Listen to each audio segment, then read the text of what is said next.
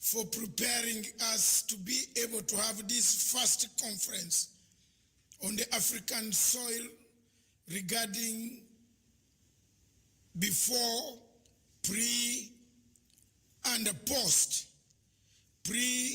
during, and post-pandemic conference. Thank you, O God, that we shall, whatever we deliver or deliberate from here, will be taken up by African countries in preparation for the pandemic, whose time lifeline we don't know, in preparation for the economic hardships that will come and continue coming on a daily basis because of the pandemic. We pray for those struggling for peace across Africa. We pray for all those in conflict resolution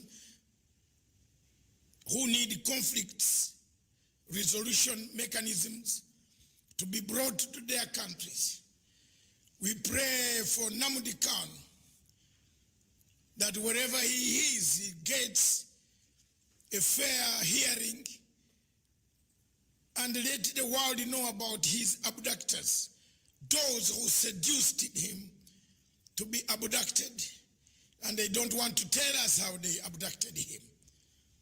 They're against international laws. We pray, God, that this does not work well when we are putting the world in order, that anyone picks your plane and diverts it to a place. As a person who has suffered this type of harassment before, attempted murder, attempted assassinations, I feel so hurt this morning. But God,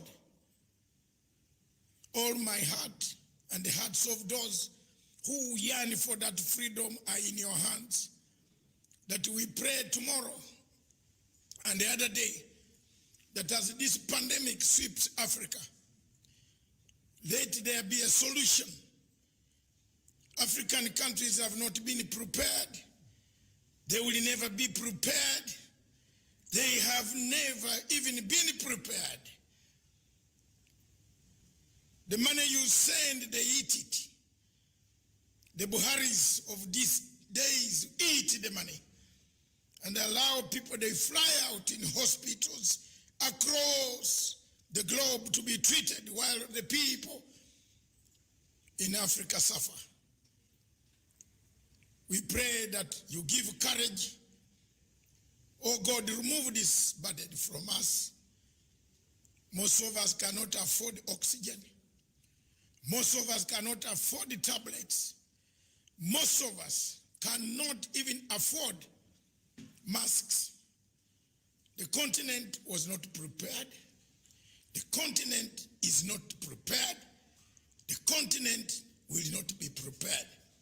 But what can we do as Africans? We pray for you as we start this conference. In the name of Jesus Christ, our Lord. Amen. Amen. Thank you. Amen. My father, in 1974, when I finished senior 4, 1974,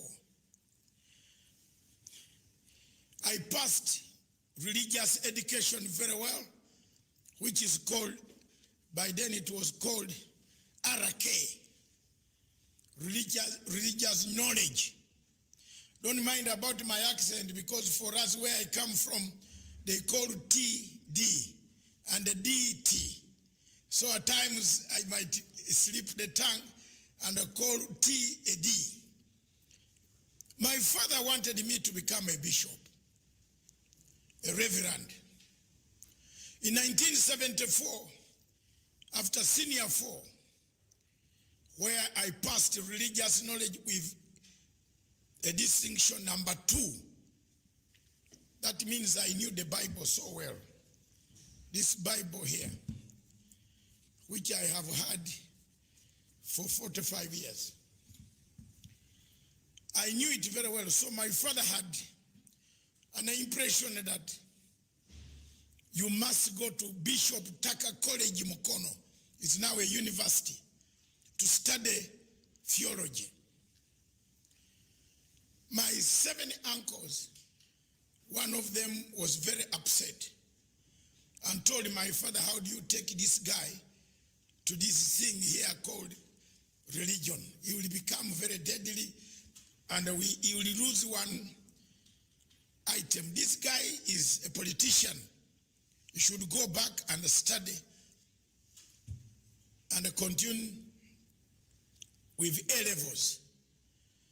So my uncle at night came and stole me, or stole the property, the bed sheets, everything, put in a suitcase, said, let's go. And took me back to Kampala and took me to Uganda College of Commerce to study business studies. Another uncle came and took me away from Uganda College of Commerce. This is during the height of Idi Amin. Took me to another agricultural college called Bukarasa. Another uncle came and took me from there up to my town in Mbale and put me in senior secondary school for A levels to study a very complicated exercise. And that exercise, that complicated, what do you call it? These days they call it semesters and so on. It is called a combination, BCG. This is biology, chemistry, and geography. Because I passed geography with a distinction too. The only thing I failed, the audience watching, is mathematics. Don't ever bring mathematics near me. I got a 9-0 out of mathematics. So while I was there in Mbale Senior Secondary School, I changed to religious divinity, English divinity, English literature divinity, and geography. So during the study there, put people on firing squad. 1975, 76, we started activities against Idi Amin. 1978, I left and I went to join, to cut the long story short, to start struggling against Idi Amin as a younger man. So you can guess my age. From finishing senior 4 in 1974, you can guess what age I am today. Because I'm told these days people fear age, telling age, and I'm one of those, but mine is about 65 and above. If you like me, like me. If you don't, it's your problem. But I'm not in 70s. I am just around there. I'm about 65 and some months coming to 66. Why have I started with the prayer? Today in Africa, we need prayer. I want to thank all of you for joining in this conference so that we make a prayer. We prepare our people from the pandemic. I want to make it clear that this is the starting point for people to start preparing and talking about what will happen when the pandemic goes. We might not all be there. Few people might be there. Many people might remain. But the difficulties of this pandemic will not go away. Ladies and gentlemen, those watching us, millions and millions of you watching us from here, we have lined up many speakers And I will introduce those speakers who are already in the house, and some are already online. But the purpose of this conference is that global problems need global solutions. African problems need African solutions. Are we right? Africans today, we seem to be needing other solutions than our own solutions. If you see what Professor Pierre Lumumba, who will be speaking later on, has been telling Africa, they seem not to understand. In 2013, 2011, 2012, when the United Nations Security Council wanted a vote to go and bombard Libya, one of the countries in Africa that put up its hand to bombard Libya, do you know the country? South Africa. Who was the president? Zuma. What is happening to Zuma today? What is happening to Zuma today? That is the Africa we are looking at. Can that Africa prepare beds for people? People now want Zuma in jail. But Muhammad Gaddafi, who defended Africa, is gone. They bombarded him, destroyed his country, a country that was giving people food. By now, if Muhammad Gaddafi had been there, he would have flown tents and medicine to the rest of Africa. How many African countries are sharing the little that they have? My conference wants to address those type of problems. Are we united? Is the AU ready to help us to move and create an environment where we share the little? This morning I watched and I listened a video from President Museveni. And I would like to, I don't know whether the broadcasting system is here. You have that video? President Museveni's video. Can we play that video? And I pause a minute.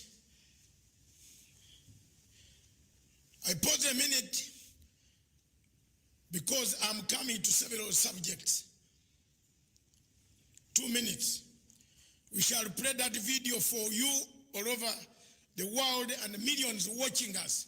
See how an African leader, my president, is saying, for the first time, is saying the truth. Surely, we have waited for US, UK, European Union to give us the medicine. We are busy abducting people across, you know, taking people from one corner. While those guys have vaccinated their people, we are busy hunting others, intercepting them in planes, the way they have done it to my friend Nnamdi Kanu. We shall come to that subject later. But the point I'm trying to make, is the video playing? The point I'm trying to make is 66 years after independence, are we ready? Can we make one medicine called Africa medicine? People are fighting. People are fighting over the medicine, a donation. I'm shocked, the audience, the conference, this summit, wherever you are, people are fighting over donations. A donation given by European countries. Some ministers are fighting over it. Some government officials are selling it. Will Africa have a solution? The answers will come from the conference. Let's listen to what President Museveni said about Africa, so that you can know. Today, many people might think this conference is just a talk shop. No.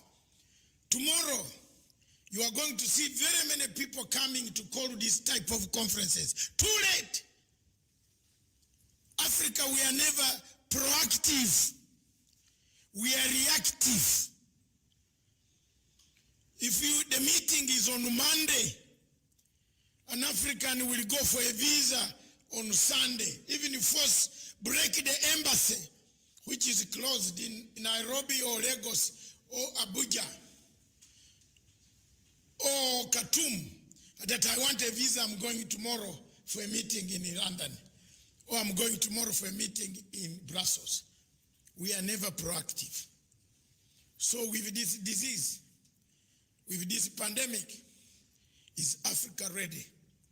What is the progress in our situation? What can businesses do? Is there anybody mobilizing the business community in this world, in this country, Kenya, for example, to do a standby loan, standby finances?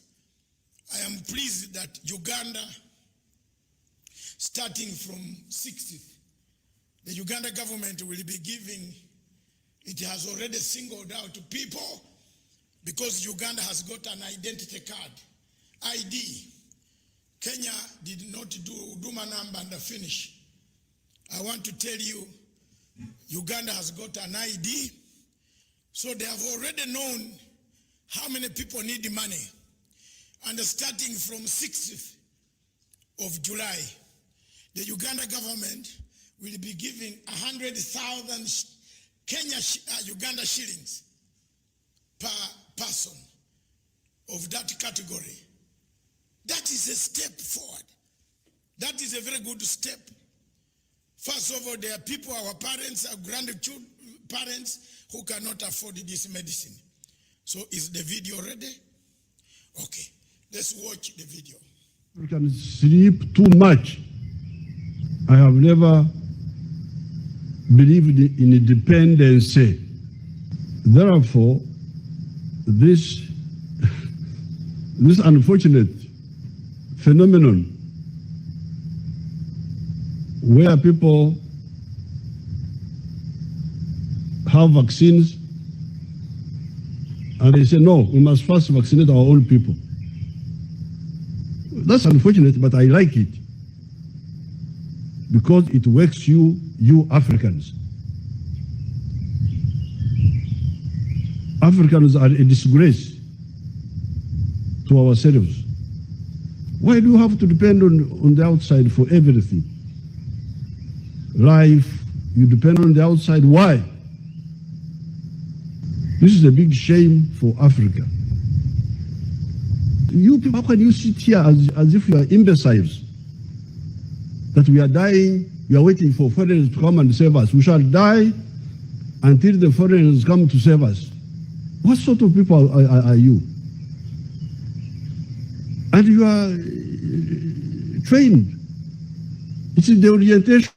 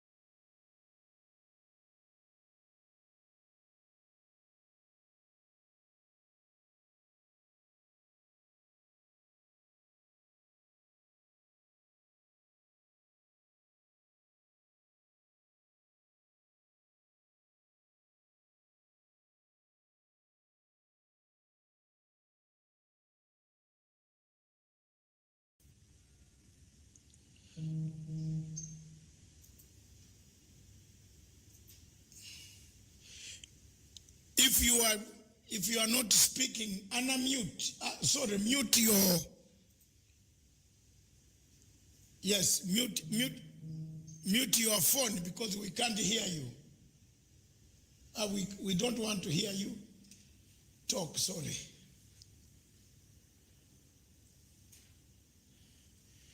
Okay, thank you very much. He has always talked about Africa. And today he has made his point last night. I agree. Two things that I agree with President Museveni is Pan-Africanism and security. He has brought security, secured our country and the region. When Somalia needed the troops, he sent them. He's now even telling SADC he's going to Mozambique to liberate the southern part of Tanzania. That is actually where most of the terrorists are escaping to. That is very good. That's a very good gesture. Other things of democracy, it is up to people. People say they don't eat much democracy. But if there is security, you can maneuver to get out of such areas. But on Pan-Africanism, he has told people to wake up and do some things. And therefore, let's give him a credit. Yesterday, you can make judgment yourselves what type of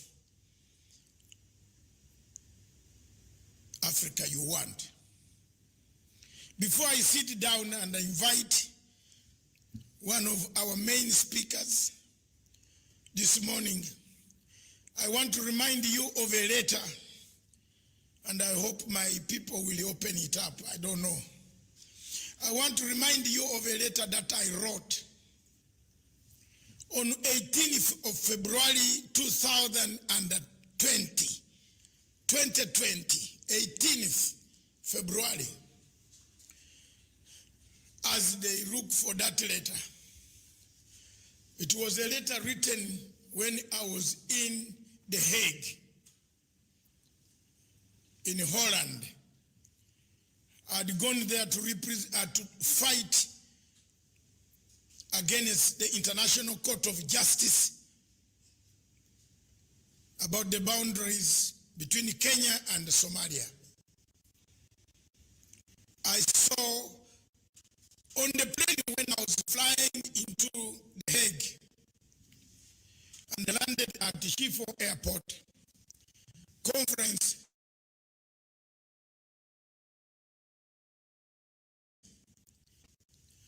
all the Chinese ladies, South Korean, Japanese, everybody had a mask. So, and they were covering their nose and mouth. This is the true experience. So I turned to Kenya Airways ladies and the captain and the others as we were putting our suitcases out. They were waiting for their bus, and I was also going to the same hotel called the Crown Plaza in Schiphol Airport. I turned on these ladies and the gentlemen and I said, hello, how come we have just come from Kenya without masks? And everybody here looks like they have masks. People said, there is a disease in China and that Asian places. Then I said, this disease could also be here. Jokingly. And I ran to, as they went to their bus, there's a chemist nearby. I went to the chemist, I said, please, can you give me the mask? Then the man said, yes. Everybody, all of us are having masks here. Then that chemist, English, Dutch guy told me, it's better you buy a whole box. So I bought the whole box and I went with it to the hotel. When I arrived at the hotel, another crew from South Korean airline arrived with masks again. All of them were masked. I said, I called the captain's room. I said, it's better our Kenya Airways crew should have these masks. This is 18th of February 2020. I wrote that letter to all African heads of state, alerting them after seeing what was happening in Wuhan. I said, are we prepared enough if hospitals in Wuhan and Italy cannot accommodate people? What about us in Africa? And guess what? This morning, I was listening to the Kenyan television,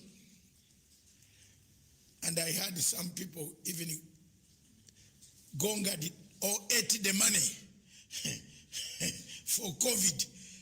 They bought, they buy second-hand computers or something. You know, people are heartless. Money was eaten. The Auditor General of the Republic of Kenya said, instead of buying the real computers, they added the price of 1 billion shillings. That's a lot of money. That's a lot of money.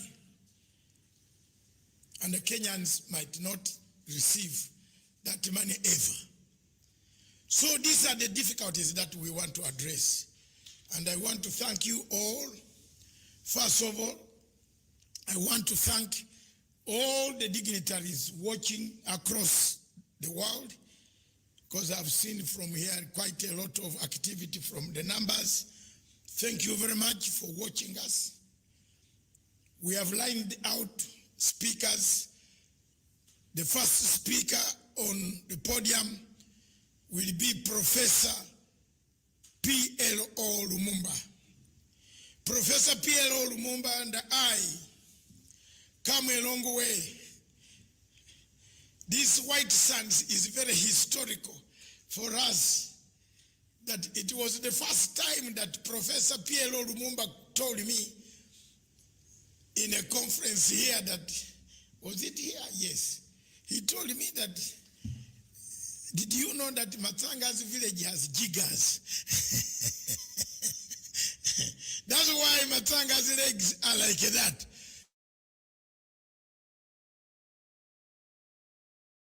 So my tribe, where I come from, we don't suffer from jiggers. There is a tribe that suffers from jiggers.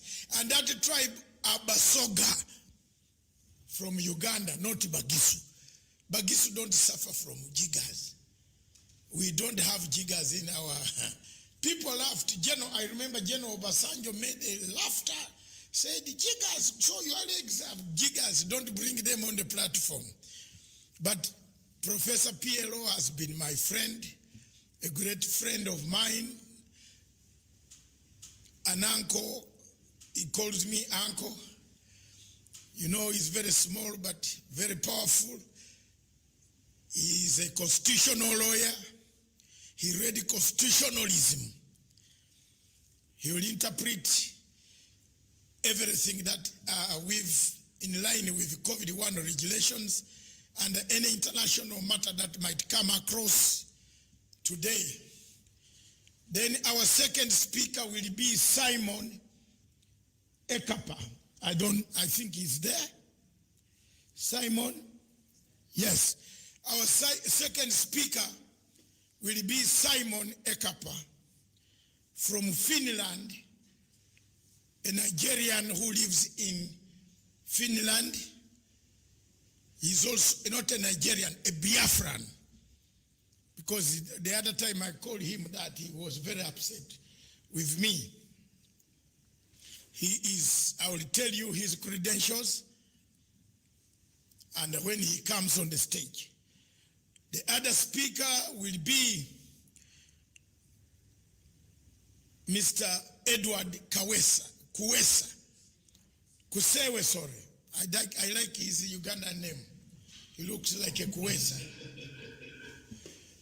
Edward Kusewe. Edward Kusewe deals with business technicalities, trade, all this cross-border trade, AU, all that is his field, Dr. Kusewe. He will be speaking live to us. Then other Biafrans, Africans from Harare, from the Indian Ocean coast, from South Africa, all of you are welcome, and they will be speaking as we go on. So, thank you very much.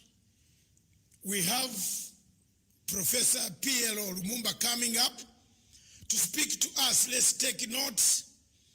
Let's ask questions. When he's finished, let's hear his wisdom. He has spoken and he has made the audience go up. He has told Africa several times that we glorify our thieves. That's one of the things that I like most about PLO. He said, one day he was in Kampala, then I told him, why? I watched and my heart went up when he said, there are thieves here. I said, here in Kampala, I don't know whether he will come back, but he came out. Then he went to Tanzania. The worst is they are here. Very many of us. So, Prof, many younger generation, many Africans are waiting for you to talk about COVID during, before, during, and after. What can the businesses do? What can African governments do? We are setting a pace. We are not going to be the owners of the policy. We are just setting a pace. Welcome to the show and address as Professor P.L.O. Lumumba, and address the world is watching. Since you are an expert of international law, you can also touch on the question of treaties and extradition.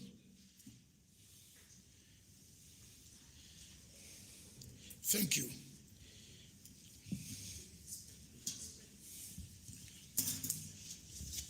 You want a pen?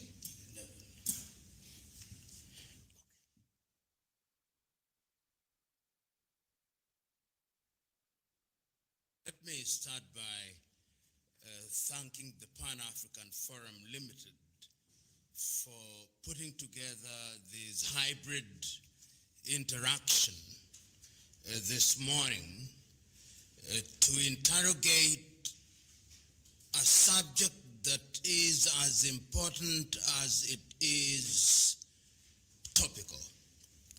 The state of Africa before COVID, during COVID, and for want of a better word, we claim that there will be a post-COVID. There may not be a post-COVID, speaking very strictly.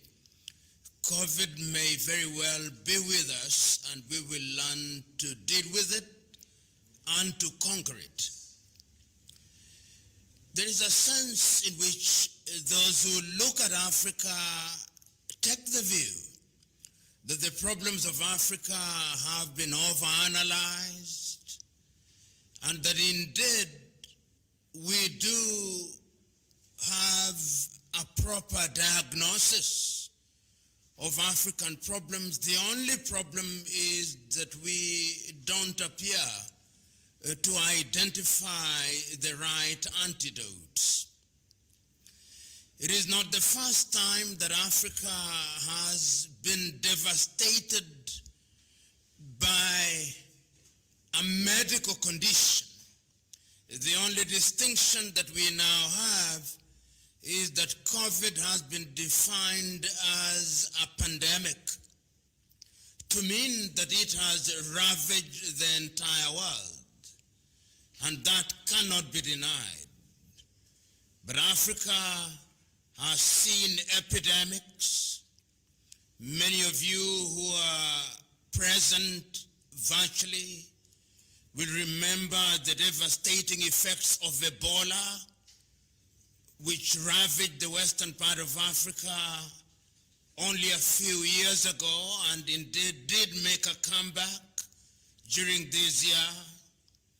Many of you will remember the impact of cholera and other diseases that have had their say in the continent of Africa.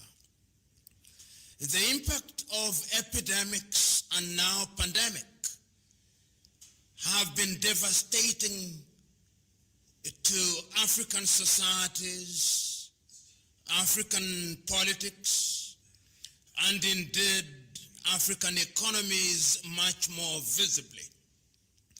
But in order to appreciate the situation of the continent of Africa, sometimes it is important to have a historical context.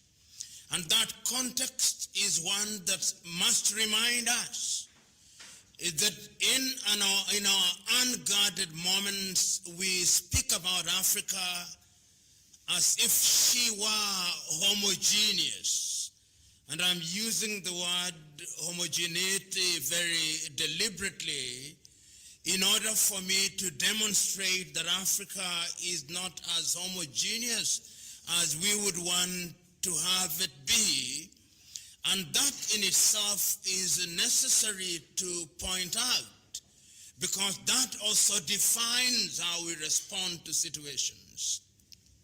Africa is, as I speak, divided into 54 sovereign countries, 55 if you include the Arab Republic of Sahrawi, over which Morocco lays a claim.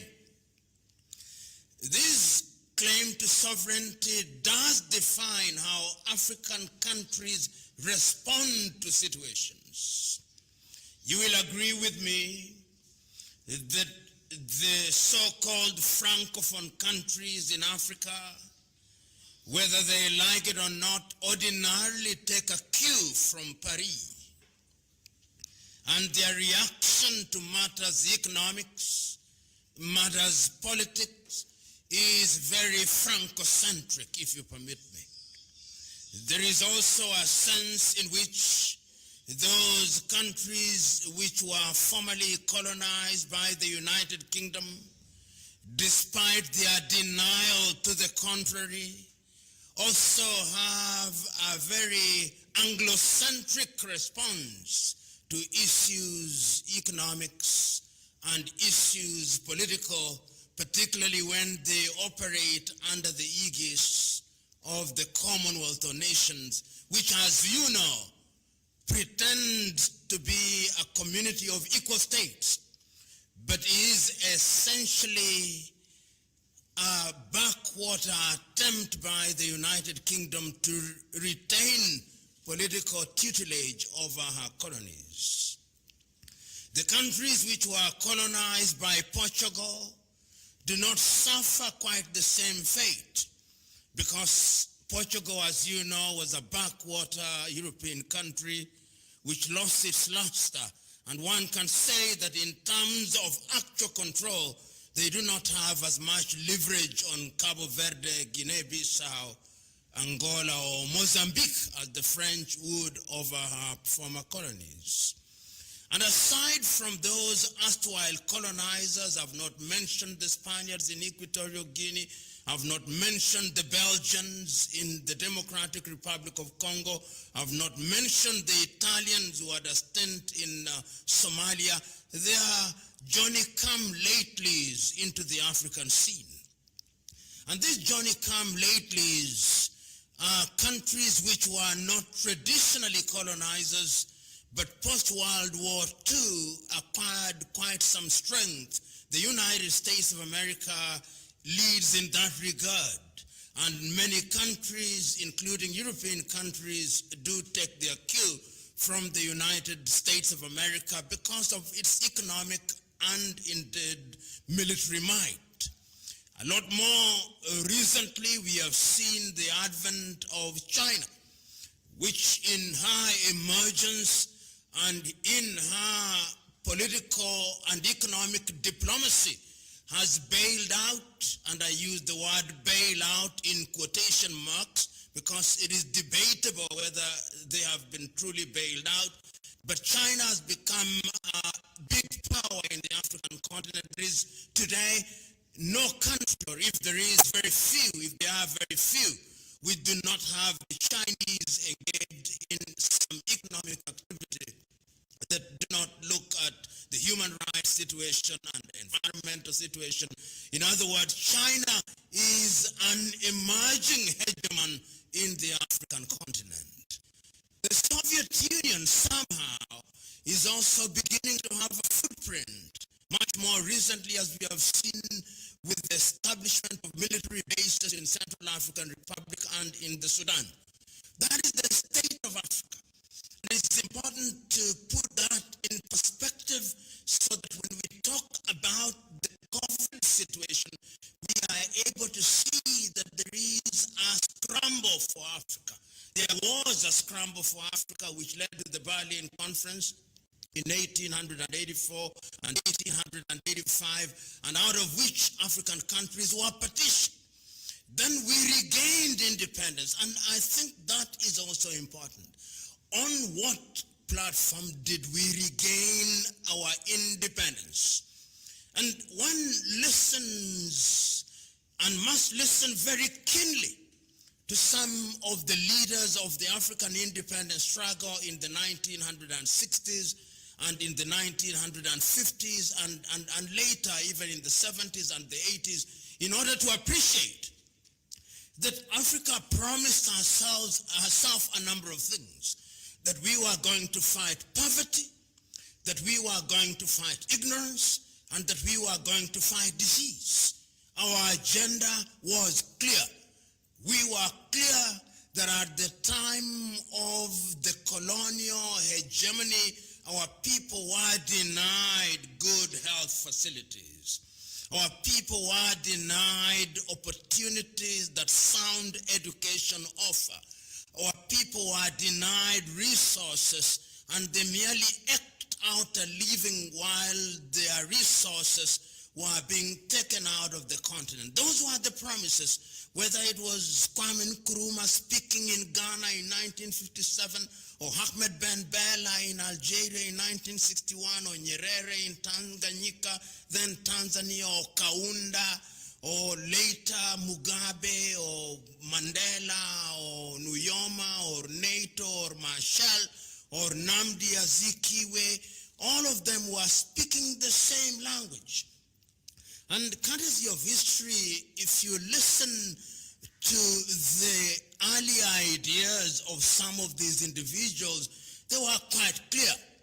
They were clear that we had to have our resources under our control, because it is only in that way that we could build economies which would then form the foundation stone upon which we would be able to conquer the things that stood in our way towards total liberation.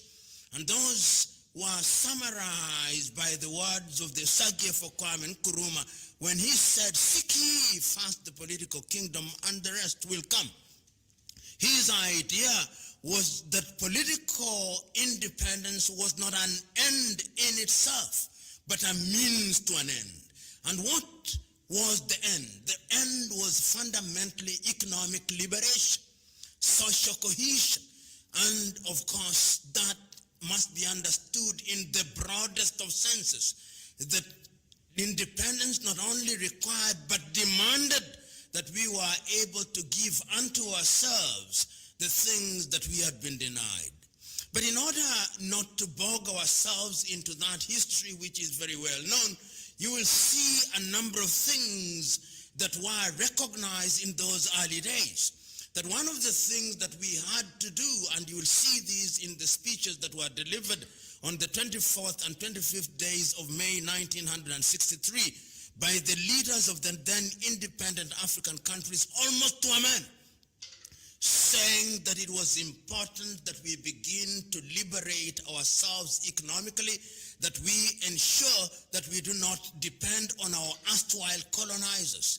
And indeed, to move forward, in 1980, in Lagos, Nigeria, African heads of state met again and took the view under the Lagos Plan of Action that Africa had to reduce dependency on Europe and America if she were to enjoy sustainable development. But it's ironical and paradoxical at once that it is during the period that the International Monetary Fund and the Bretton Woods Institution was also present in Africa under the structural adjustment programs where African countries were being micromanaged from Washington, D.C. This is important because I'll be demonstrating as I conclude that IMF is back again. And one of the things that we will be talking about, therefore, is how have we dealt with that situation in terms of dealing with these factors that now place us in a very difficult situation as a continent. After 1908, you will know that later in 2013, Africa once again took the view that we had to take charge of our affairs, and it is in that context that we came up with Africa Agenda 2063, and early this year, we came up with the African Continental Free Trade Area. That is not to mention the things that have happened in the region under SADC, things that have happened under ECOWAS, things that have happened under the East African Community and COMESA and other regional bodies which are designed to address the economic problems. One may wonder why it is necessary to mention such things. It is mandatory and fundamental. Because when COVID came, all the ideas that had been programmed to gain traction were disturbed and torpedoed, with the consequence that if a country took the view that it would liberate herself economically, she suddenly found herself in a situation where her economic agenda had been thoroughly disrupted. And that is exactly what COVID did. COVID came at a time when African countries were thoroughly unprepared, and is always noteworthy that in the 2000, I think in the year 2001, in the month of April in Abuja in Nigeria, African countries had actually met and said that they would dedicate 15% of their budget to the health sectors. That did not happen. The country that came nearest to achieving that was Rwanda. But even Rwanda did not achieve it. Namibia also came close to achieving that, which meant therefore that in the medical arena, African countries were thoroughly unprepared. So thoroughly unprepared that our pharmaceutical industries in the continent do not constitute more than 10% of the entire global pharmaceutical arena. That is the level of unpreparedness. And even if you look at the institutes that are involved in research in the medical arena, you will agree with me that they do not have the financial capacity or the scientific firepower to deliver to the people of Africa. The net effect is that Africa has remained in a state of dependence. In the early days of COVID, there was an attempt by a number of African countries to respond in a manner that I thought would be embraced by other countries, but it never came to pass. Many of you will remember that the Malagasy Institute of Applied Science did actually come up with what they considered was a cure, the COVID organic, but it was poo-pooed by most African countries, and somehow it disappeared into the horizon and not much mention is being made of it. You'll also remember that there was an attempt to bring up rapid response testing kits by the Louis Pasteur Institute in Dakar in Senegal. Once again, that did not happen. And when the COVID had done its worst, ravaged economies, Africa did not know how to respond. African economies that were dependent on the export of raw materials with little value addition suddenly found themselves in a quandary. African countries that were involved in the export of agricultural products such as cut flour Countries such as Kenya and Ethiopia suddenly discovered that flour was no longer needed. African countries whose economy were buoyed by tourism, expecting tourists from Europe and America, suddenly had to close their hotels. So that as I speak to you now, there is not a single African country that has not been ravaged by COVID. The truth is that African economies have shrunk. Young men and women have lost jobs. Countries can no longer service their debts. And the economic situation and outlook is as grim and as gloomy as it has ever been. Begging the question, is it possible for African countries to get out of this hole?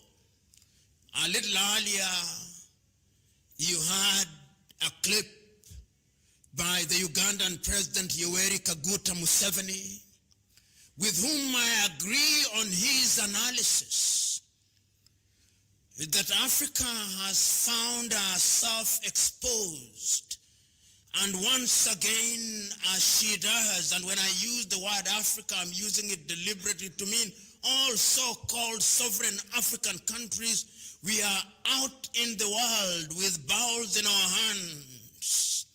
If we are not begging to be given Pfizer vaccine, we are begging for Sinopharm. If we are not begging the Chinese, we are begging the Russians for Sputnik. If we are not begging the Russians, we are begging the Americans for Johnson & Johnson and Moderna. We are on a begging spree. And the wisdom of history has always been, if you do not produce your own food and you do not produce your own medicine, you are at the mercy of others, because who knoweth what is in medicine that you do not produce and in food that you do not produce?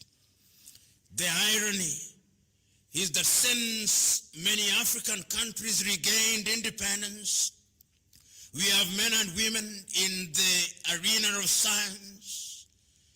And the question that we must ask, where are they?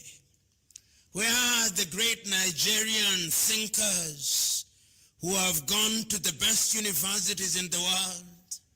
Where are the great Kenyan thinkers, the Ghanaians, the Ugandans, the South Africans, the Zambians, and Malawians? They are eloquent in their silence. Where are the governments which, since we regained independence, have always had as a permanent feature in their government's ministries of health, complete with budgets every year? Where are those ministries? Where are the ministers? Where are the presidents who, when they are turned international arena, like all other presidents, receive 21 gun salutes, and whose governments have 5-year development plans? Where are they? Where are they when little Cuba is capable of producing a vaccine? Where are they? How can it be that a continent that has nearly 2 billion people is incapable of producing a vaccine? The world must ask and wonder at once. And unfortunately, the reality is that we find ourselves where we find ourselves, at the mercy of other civilizations. And yet, even as we lament, because lament we must, we have been caught in a bad place. We do not know what to do with our shrinking economies. We are now being told how to run our economies. Countries that were lending us are beginning to hold back.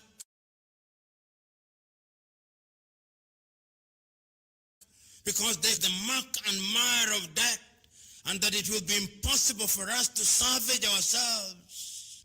Yet,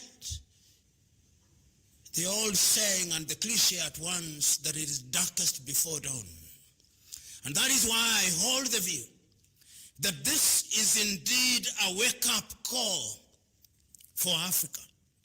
The late President of Tanzania, John Joseph Pombe Magufuli, before he was gathered to his fathers, was very clear about this. that if Africa is to realize our potential, she has no choice but to begin to do things which she can underwrite and make sustainable. Africa is only going to liberate ourselves from the chains of COVID if we act in unison. Perhaps it will not be possible to do so in the dramatic way that we want, but I can see that the African Union now has a Center for Disease Control with 5 regional centers. But it's also not lost on me that the Center for Disease Control in Addis Ababa is going to be financed 100% by the Chinese. So that even as we seek independence, there is a sense in which the chains of control are alive and well. But be that as it may, I hold the view that we are capable of moving in a useful socio-economic and political direction if we begin to collaborate. So what do I prescribe? I hold the view that it must start regionally. The East African region, comprising the countries of Kenya, Uganda, Tanzania, Rwanda, Burundi, and even in the Horn, in Ethiopia, in Eritrea, in Somalia, and the Democratic Republic of Congo must begin to move together initially, as the countries of SADC must also begin to move as we go forward, as must the countries of West Africa and those of Central Africa. In my view, therefore, it is important that we share our resources in a sound manner and begin to animate not only our institutes of research, but also our universities, because history has demonstrated not once nor twice that the only way in which you can deal with things which require scientific intervention is by ensuring that you resource your research and development. I'm therefore suggesting that one of the things that must happen and must happen urgently is that African governments must now segment a portion of the national budget to be deployed in the arena of research and development, and to be done in such a manner that is going to be anticipatory. We must not, as Dr. Matsanga said a little earlier, be a people who are reactive. We must be proactive in the manner in which we deal with these things. So going forward, I hold the view that collaboration and cooperation is going to be the thing that will help Africa liberate ourselves from the vagaries of COVID-19. I hear, as I said a little earlier, people speaking as if there will be a time when we will discuss COVID in the past tense. I am not a scientist, I do not claim to be one, but there is a sense in which I suspect that COVID, given the manner in which it is mutating, will always be present within us. And what we must do, as we have done with other epidemics, is to ensure that indeed we have vaccines, that we have medicine, and that therefore we are prepared at all times, knowing as we do that this is not the last pandemic. There will be other pandemics, and Africa must be prepared. The day before yesterday, as I conclude, I listened to the president of China speaking to the Chinese people and telling the world that his country has risen and is rising, and that anybody who dares to stand in the way of his country will be met with a wall of 1.4 billion. My message to Africa is that as long as we continue to operate these little countries which have no economic backbone, which have no political backbone, which have no backbone, will always be the victims of other civilizations. My clarion call is that Africa must move towards collaboration and towards unity. Kwame Nkrumah was a prophet ahead of his times, I must say, in matters politics. As early as 1963, in his book, Africa Must Unite, he said that Africa is capable of being an important player in the world if she unites. But if we continue to cheat ourselves that with our little and viable countries, we can thrive and participate with the rest of the world, we will once again be colonized by imperialism, which he says may change its masks, but also always a way of coming back under the guise of investment or some other things. The warning is on the wall. And it is the duty of you and I to now use our little opportunities and the little spaces in which we are, to speak truth to power, in the hope that those who wield power will respond to these voices of lamentation, because it is only if they do that Africa will be salvaged from the vagaries not only of COVID, but other epidemics which are waiting in the wings. But I choose not to lose hope, because I know that one day, united and focused, we will be able to conquer. Thank you, ladies and gentlemen. I look forward to your contribution as we enrich this conversation. God bless you.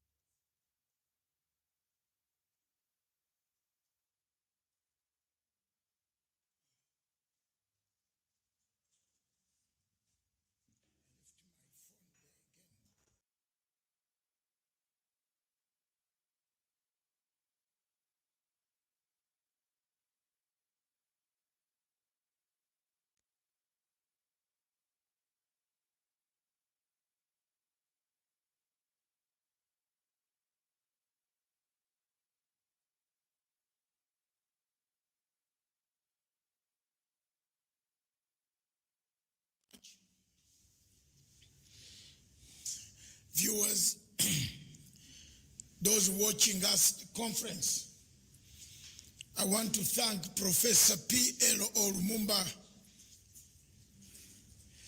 for the kind words, the kind contribution, the contribution he has made to Africa, and his contribution. Remember, there are those who went to Emperor Nero and told Emperor Nero that there are some people who know how to talk to the spirits. I don't know how they used to call them in the Bible. Seers. And then another group went to the mother of Emperor Nero and told Emperor Nero that, mother, that there is a new thinking, and that new thinking in the Empire of Rome is beginning to catch fire. The truth is, Christianity began with the second group. But the first group that had gone to Emperor Nero, who was the son of the mother, did not say the truth. They changed the tactics. They said in order to make Emperor Nero hate Christians. But Emperor Nero decided to call Christians to his palace, and guess what happened? When they prayed, some of the things, he started having a new change, a new spirit. Our conferences have been and continue to be, can Africa have a renaissance, a rebirth, a renaissance? The new generation that are going to remain behind to struggle for freedom, for the rights of the people of Africa, is the generation we are talking to today. Can you have a renaissance? Can Africa have a rebirth? We are still begging for medicine from the same people who colonized us after 66 years of independence. We are still butchering our own people, kidnapping them, intercepting them, dragging them, and without telling them why they are being taken. That's the Africa we have. That's the continent we have, which PLO Lumumba has summarized and has said, when can we change? Shall we change and have engineers, teachers in Nigeria, in Biafra, being able to manufacture a needle? Is there an African country that manufactures toothpicks? The one we use for plucking food after we have eaten. But the timber from Congo is cut every day. And then you see truckloads of timber crossing from Uganda up to Mombasa, where we are, being exported to China for China to manufacture toothpicks. And you find Africans loaded in a plane, very many, calling themselves businessmen and women, going to carry toothpicks. Have you seen that yourselves? Ladies, especially ladies who are in the room here, I am sure one of you would like to do business in China. That nowadays, the lady, the first thing to tell you, I want to bring my container from China. But the container you are bringing came from the trees. Container of toothpicks. That's what the professor is saying. When can we change and start doing something in Africa ourselves? Stop this behavior of human rights abuses, of beating up people, killing people, creating unnecessary wars. In Somalia, up here nearby, they have been fighting for a very long time. And every time we pump their money every day. I want to take this opportunity now, before I invite the second speaker, to invite the brother of Mr. Nnamdi Kanu, who is going to speak to us and to speak to the world right now. I would like to invite him to speak briefly before I come to the next speaker. I really don't know him, but he will, there you are. There he is. That is the brother, the real brother of Nnamdi Kanu. I have never seen him before. I don't know him. And I just am shocked. Thank you very much, sir. Welcome to this show. Welcome to this summit of an African nature. And therefore, I want to invite you to introduce yourself. I want to thank the people of Biafra, those who have come out to condemn, like I have condemned, the actions of interception. Interception. And the PLO, I think you will come back to tell us, you're a student of law, international law, and the constitutional law. What is this interception? Reduction. Taking people in air, dragging them out of place where they have gone to seek asylum. Who can allow this in the 21st century? Who? Thank you very much. I would like to, that is not him. No. Thank you. That is him. I think, yes. Thank you very much, sir. You are now, the floor is yours. Thank you very much. God bless you. That you can now take the floor. Thank you very much, sir, for having me here, Dr. Matsanga.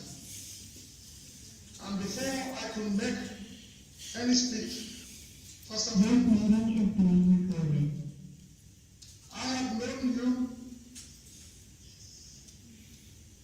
for some time now. That's as far back as 2016. Yes. When my brother was incarcerated. That was when we established the first contact with you. Punchlin TV, I remember vividly. And I have seen the news making around social media about what happened to our leader, who happens to be my brother Mazi Nnamdi Kanu, in Kenya, and what people are saying about it. Please, I sincerely apologized on behalf of the leader of indigenous people of Biafra, Mazi Nnamdi Kanu, and Biafran people to you, because you are not part of what happened. I repeat, you are not part of what happened.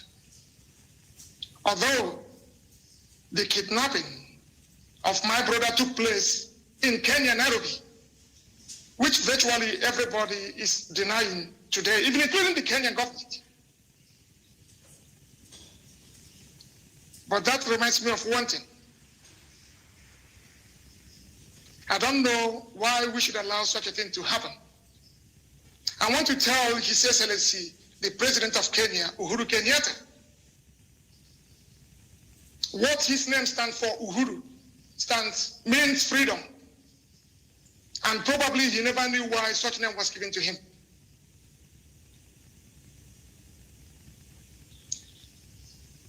Years back, when the father, his own father, late Jomo Kenyatta, was accused of being a terrorist because he was leading them, the organization called Mau Mau, when the colonial masters accused him of killing his own people and even the colonial occupiers then. It is, or it was, Dr. Nnamdi Azikiwe that rounded up a group of lawyers, local and international, with then Eastern region money to come to the aid of Jomo Kenyatta, and said he would not live to see him being hanged by anybody. And that same Dr. Nnamdi Azikiwe comes from the same place with Mazi Nnamdi Kanu. And for the Kenyan government to allow such a thing to happen, and they are pretending as if they never knew what happened, it's a shame on Kenyan people, because we know that Kenyan people are very peaceful people, very kind and loving people. When he was adopted, my brother Nnamdi Kanu is not a Nigerian and is not a holder of Nigerian passport. He is a British citizen. And let us not misunderstand exactly what happened. Some people might call it kidnap, some people might call it an adoption, some might call it a rearrest. There was nothing like that. This is one of the most heinous crimes any state could commit against a nation. And this is called extraordinary rendition. Then that led me to ask questions about what Kenyan government are doing. I remember about 15 years ago, Punchlin, the PKK leader, was rendered to Turkish government. Given the same thing, and today, Nnamdi Kanu, a few days ago, who is manning Kenyan borders? Is it foreigners, or is it not Kenyans that are manning their own borders? This is very, very laughable. They should understand that Nnamdi Kanu is a British citizen, and we are expecting the Kenyan to take the lead.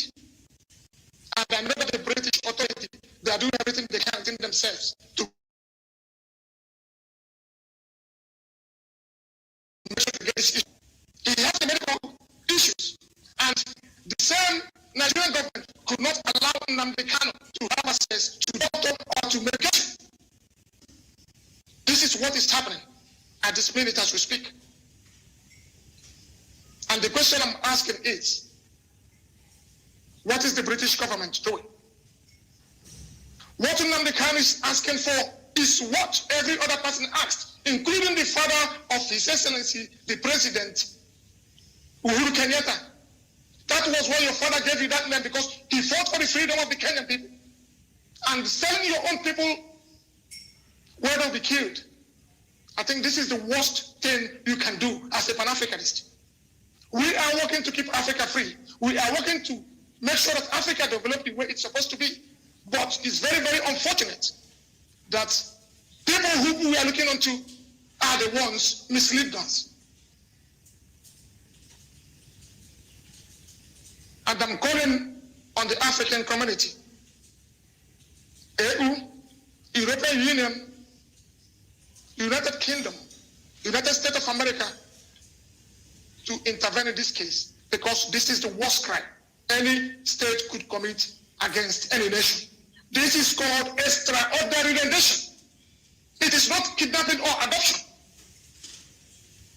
For that reason, I wouldn't want to go into more details, but hopefully in the next days to come, people will know exactly what played out. I can categorically say it again. My brother was adopted in Kenya, and I'm calling on Kenyan government to step up to their responsibility and tell the international community what happened at this 21st century. Such things are not allowed anywhere. And once again, I thank you, Dr. David Matsanga. Please, do not be angry on your people. You've worked for Biafra, you are working for Biafra, and you continue to do it. We are not paying you. You are doing the job because of your love for freedom. And don't allow anything to deter you. I apologize again on behalf of Mazi Nnamdi, the leader of indigenous people of Biafra, and the entire Biafrans, to you. Please, thank you very much for having me here. Thank you. Thank you very much, my comrade. The recording has stopped. Thank you very much, comrade at arms, comrade in arms in the struggle for the people, the oppressed. I would not, and I have never lost any iota of my blood thinking about working with anybody who oppresses the people of any race, anywhere in the world. In my 36 years in exile, I have supported very many people, including Obasanjo, Chief Abiola, and the other guy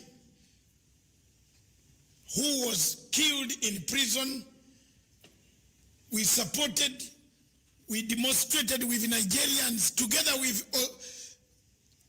the former presiding president of the International Criminal Court, Osuji, in London.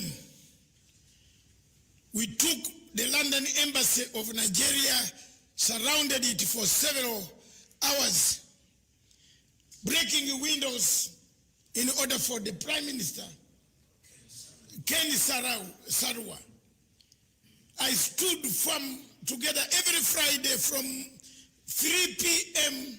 up to about 8, every Friday until Abacha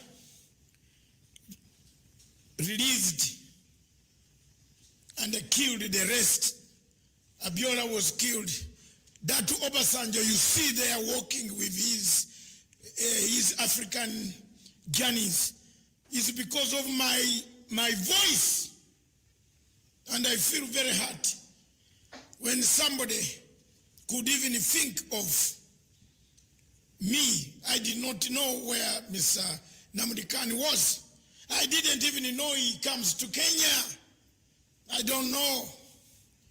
But I've been struggling for the people of Biafra for 6 years, voluntarily, and I will continue to do so until he gets fair justice. I'm not going to keep quiet. No. Don't work for the government of Republic of Kenya. The government of Kenya itself, as a Ministry of Foreign Affairs and Internal Security, they will find out. Maybe it was done, I don't know, because at least now you have been in touch with the lawyers of Nnamdi Kanu. They have told you exactly the truth. We don't know. I don't know what happened. I was shocked. But of course, you will have Buhari and his henchmen turning propaganda on. You know that interview we did shook Buhari because we told the world the truth. That interview on 21st of May, my viewers and the listeners and the conference took Mr. Buhari to the bones. Because this time the whole world heard, the British government heard the truth about what is happening in Biafra. So we are enemies. Maybe I'm equally the enemy, the next target, I don't know. That is all I can say. Thank you very much. Thank you, brother. Thank you. God bless you. Thank you. Yeah. Conference. We now turn to invite one of our speakers. We had already arranged without knowing that these circumstances would be there. And I don't know whether it is in the interest we take a break first. But the break will come later. Let's finish and have, at the moment, Mr. Simon Ekapa. Simon Ekapa, please, can you step up? Simon Ekapa is a Biafran. He has been following my shows for a long time.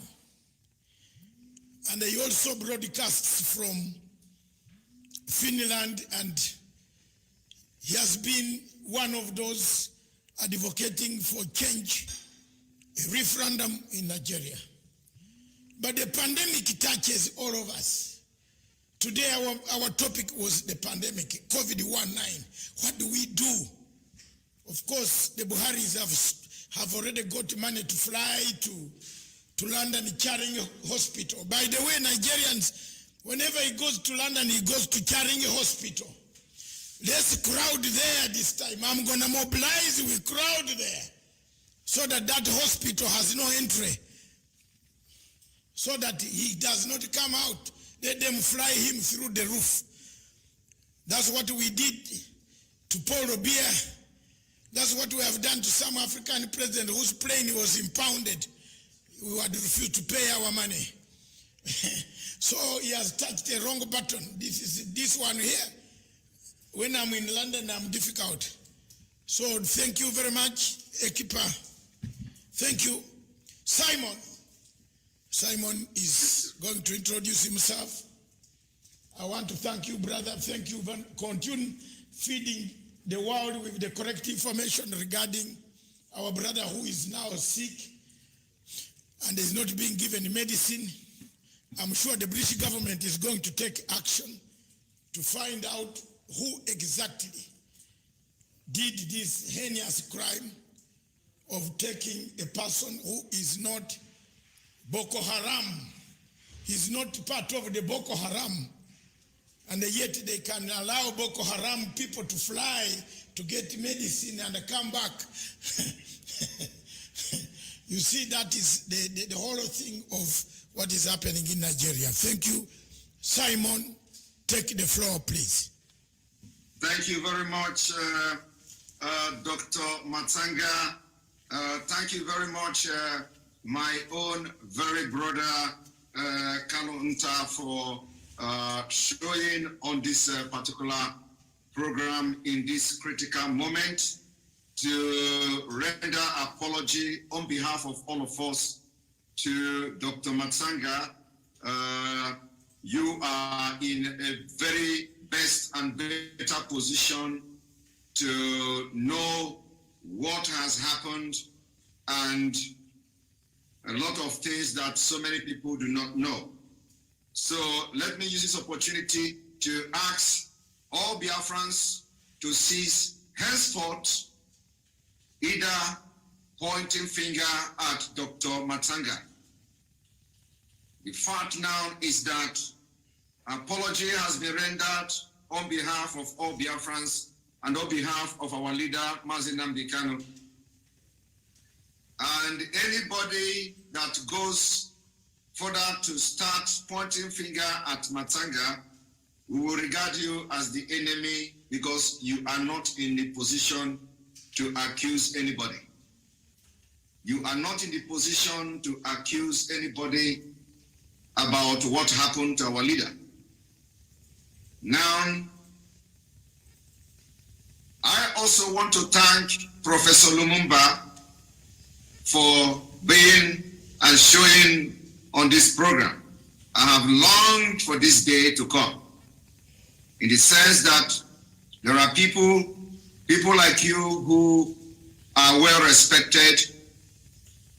Your opinion in African affairs matters a lot, and I have longed for this day to come to be able to share ideas objectively. And I hope that after this discussion today, we will have more discussions to come on Africa.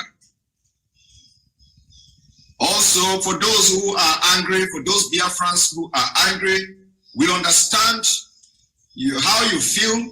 The point now is that we are not going to be making any statement anyhow in order not to give the criminals in the government ideas of how to cover up what they have done. So that is the reason why we will not go into details in discussing about the kidnap or the abduction, or however you call it, of our leader. We will not go into details in discussing those things because we do not want to give, this is still under investigation. We do not want to give the people that committed this crime any opportunity to cover up anything. And you all should abide and understand that. Listening to Professor Lumumba, I'm kind of amazed by the points he raised. Let me try by saying this. Professor Lumumba started by lamenting about how Africa had failed. I listened to him very attentively, waiting to hear when he is going to talk something good about Africa. I did not hear that. Professor Lumumba continued to say, Africa, we are unprepared for COVID-19. The question is, were Africa really unprepared for COVID-19? The answer is yes. Africa, we are unprepared, very unprepared for COVID-19. Another issue and a very critical point he raised was that no single African country that has not been ravaged by COVID-19. Is this particular position true? The answer is yes. But then, when you compare what has happened in Africa to what happens in some of the countries in Europe, it is not comparable. Italy was ravaged and people died like chicken in Italy during the outbreak of COVID-19. We have not witnessed the level of ravageness in Africa, like what happened in Italy. Now, I am driving at a point by making these two first point that first of all, why did Lumumba think that Africa were unprepared? Any day we answer this question, Africa will begin to see development. Another thing is that Professor Lumumba, a well-respected professor, he said Africans are beggars. That during the COVID-19, we saw different African countries begging and begging. And whether this is true, the answer is yes. They begged. Another thing is, who are Africa begging from? Who are they begging from? They are begging from the people that take their natural resources. So what are they going to give to Africa? They give to Africa what was stolen from them. It's stolen. The natural resources and money taken from Africa, Africa will turn back and beg. Another question is, do we as Africa understand why we are beggars? Any day we answer this question, we are going to be free and become a developed continent. And I'm going to tell you solutions today. Now, he mentioned also, he asked the question, he asked, where are all the educated Nigerians? Where are all the educated Ghanaians? Where are they who studied in Harvard and all what have you? The question is, do you see those people who studied in Harvard in any government offices in Africa? Let us use Nigeria for example. The answer is no. Now, the question is, why? Why you are not seeing those people that studied in Harvard leading the affair of African countries? I'm going to use Nigeria as a case study, and I'm going to tell you today why. Again, Professor Lumumba mentioned that where are these people who studied in Harvard medical schools when Cuba can produce and manufacture vaccine, COVID-19 vaccine? The same question is, do you know, Professor Lumumba, the reason why Cuba can manufacture and produce vaccine, why the people from Africa who studied in Harvard cannot do the same thing? I am going to give you the answer. You may not agree with me, but I say today will be the beginning of a healthy discussion on Africa. And we hope we are going to have a very objective discussion. Professor Lumumba also said this is a wake-up call for Africa, and I agree with him 120%. He went further to say, if Africa unites, that Africa is going to be a great continent to lead the world. I agree with him. The question now is, how will Africa unite? And another question is, why haven't Africa united by 2021? Another question is, why are there so many crises in almost all African countries? And number 4 question is, why do you have so many terrorist organizations and groups working freely, killing people in African nations? Now, we can never understand where the problem is coming from. We can never understand the solution or know the solution to this problem unless we know the source of the problem. Cuba is not a rich country, but Cuba have a very well advanced health system. They have, in Cuba, you have one of the best doctors in the world. in Cuba. I do not know whether Professor Lumumba is aware of that.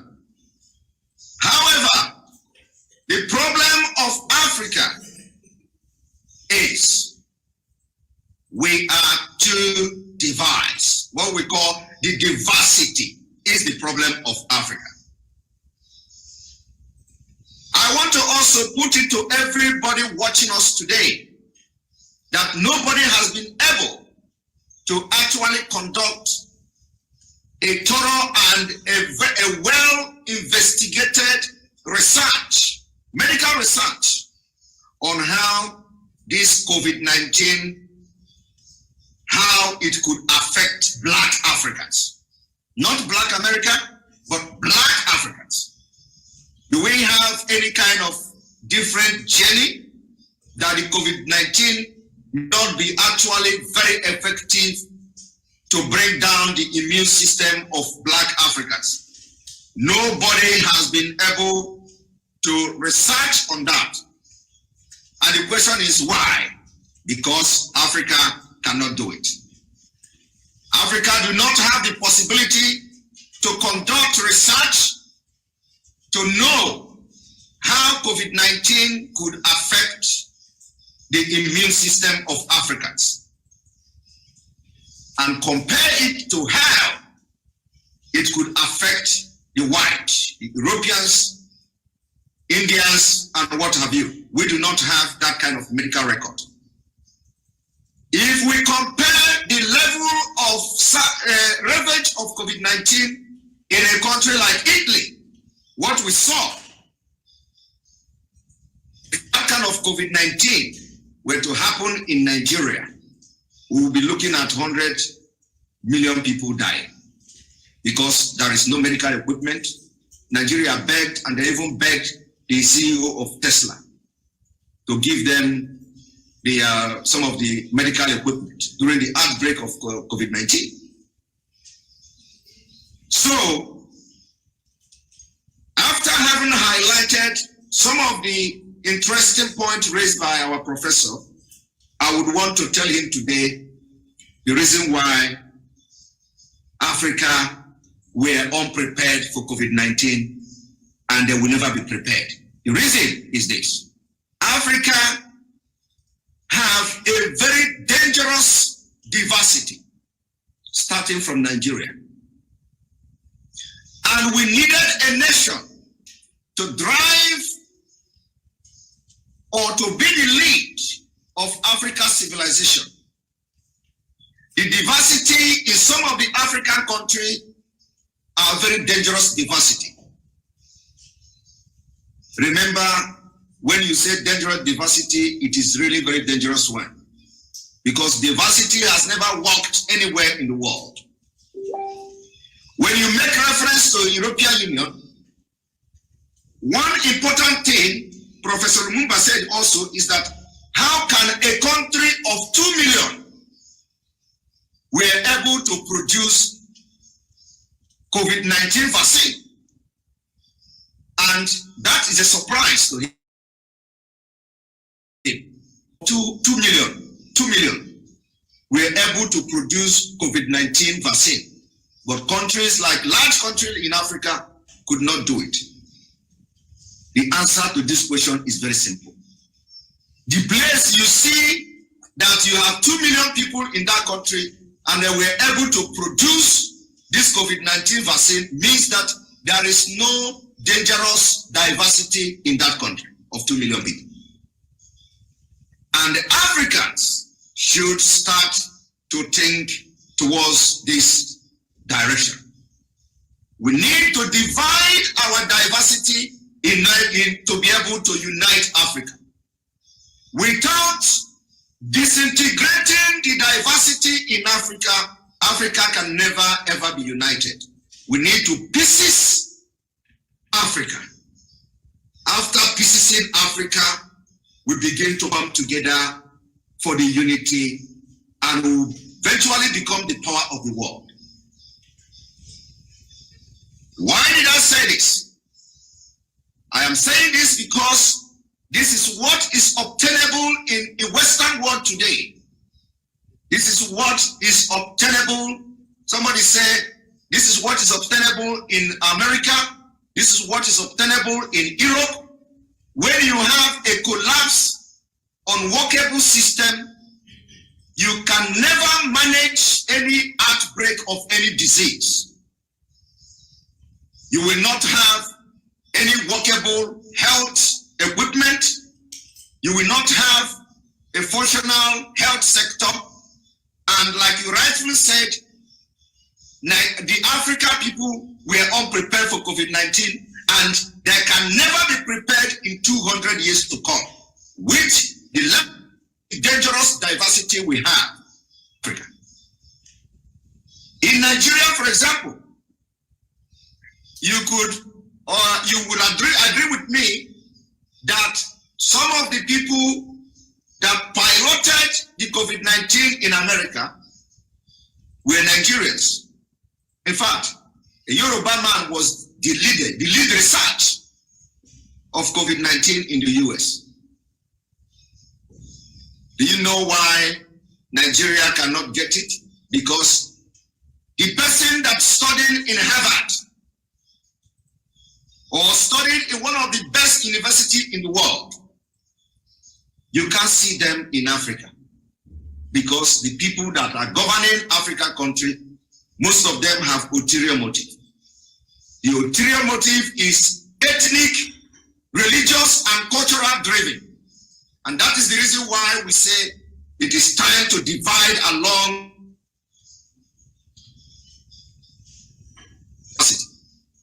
So when you listen to people who are educated, who have lived in the Western world, saying we need to come together, our diversity is our strength, and then I ask them a question: can you tell us example anywhere in the world where the diversity has actually brought development and civilization?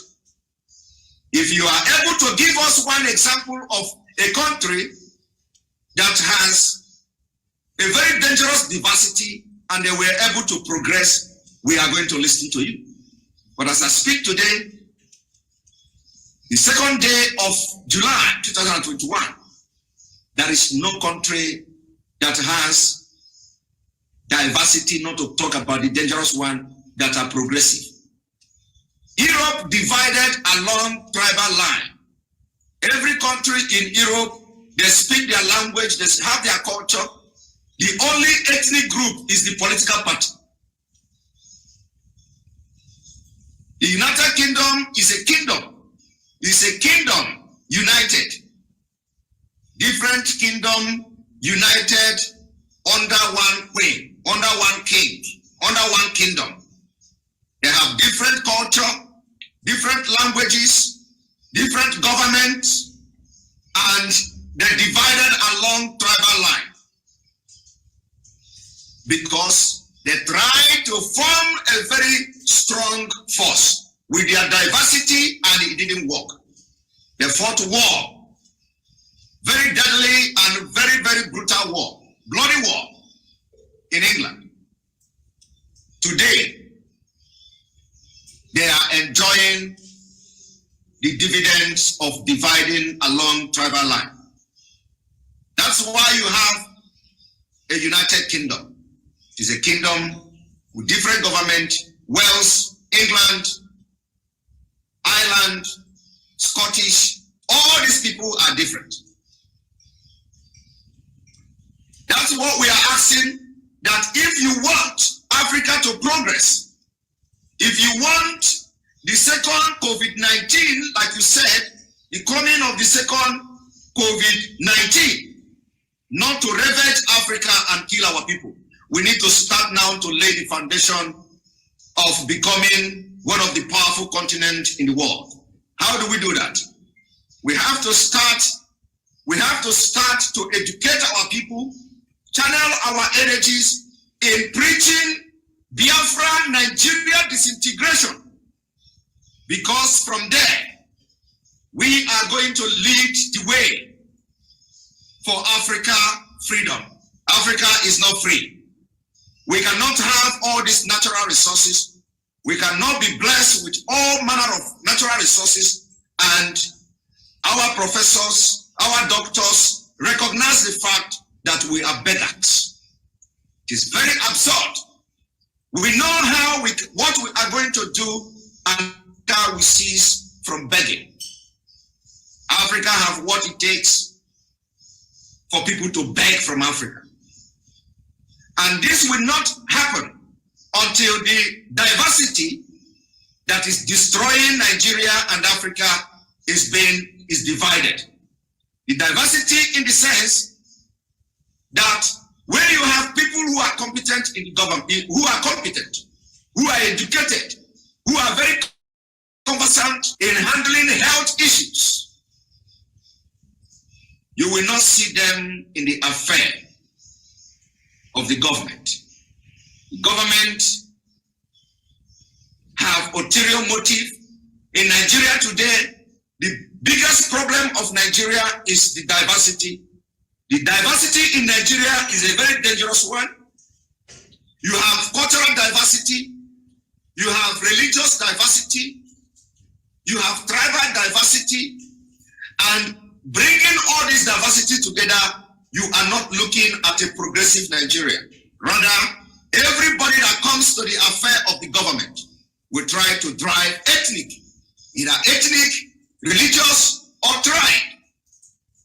You are first Yoruba before a Nigerian. You are first a Muslim before accepting the secular state in Nigeria. You are first a Northerner, a Fulani before a Nigerian.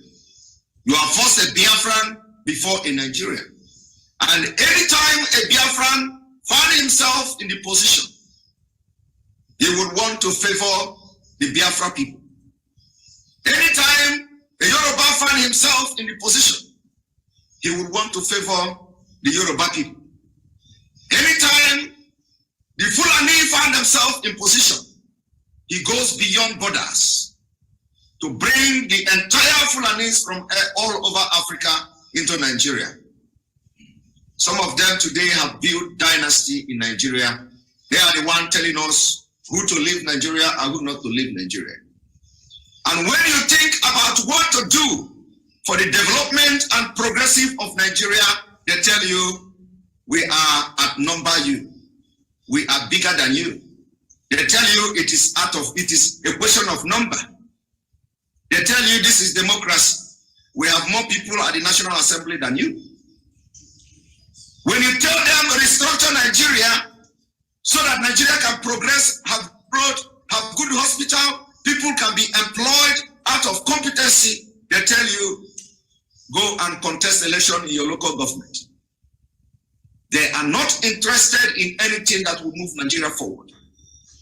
Let me also make it very clear that what I'm preaching today along ethnic and tribal line, Nigeria has tried it.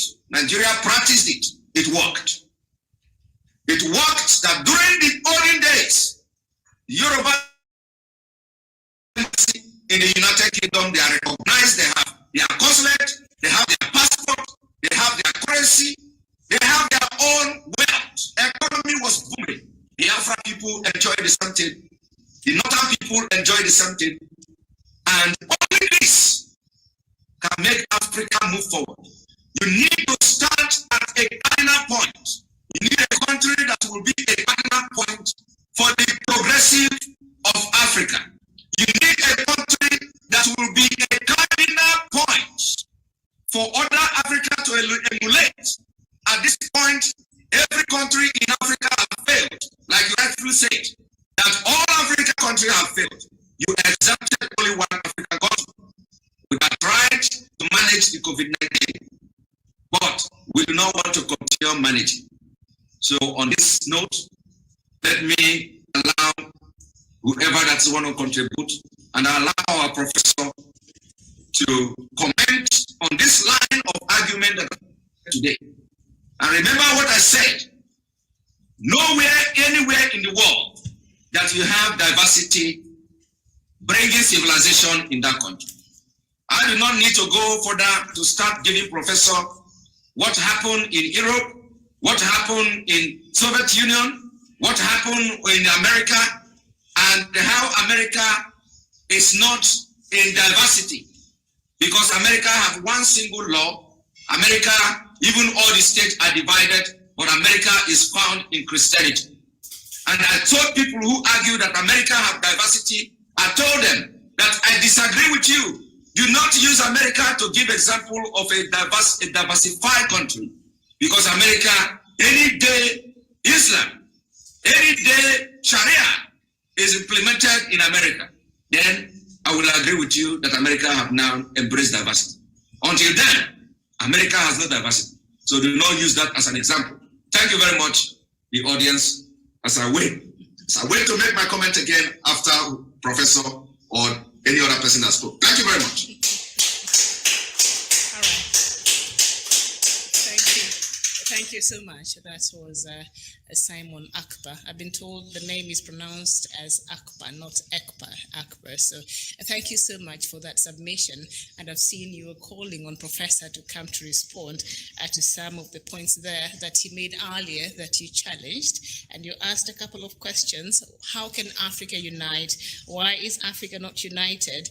And then you added there that even in 200 years from now, Africa may not be able to achieve the unity that has been quite elusive. And you've gone on to say that our disunity has been quite a disservice to this continent, also highlighting the issue of ethnicity and inclusivity that sometimes lacks in a lot of our African states. So before I call on the next speaker, I'd like to invite Professor Pielo to come and respond to some of those questions that you've raised there. Thank you so much.